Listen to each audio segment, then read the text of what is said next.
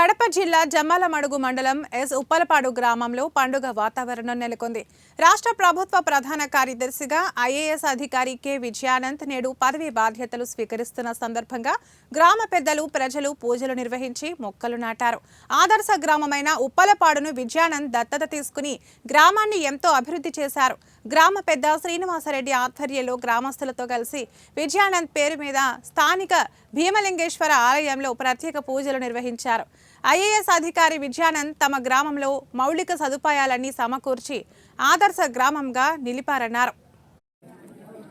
మా గ్రామాన్ని గతంలో దత్తత తీసుకొని ఈ గ్రామాన్ని ఆదర్శ గ్రామంగా తీర్చిదిద్దిన మన శ్రీ కె విజయానంద్, మా ఊరి రామ్మనోహర్ రెడ్డి, వీరిద్దరూ అనంతపురంలో చదువుతూ ఒక ఆయన గురువుగా, ఆయన శిష్యుడిగా ఉండి ఈ గ్రామాన్ని గతంలో 2015లో స్మార్ట్ విలేజ్, స్మార్ట్ వార్డు కార్యక్రమం భాగంగా ఆంధ్రప్రదేశ్లో కొంతమంది కొన్ని గ్రామాలు దత్తత తీసుకోవడం జరిగింది.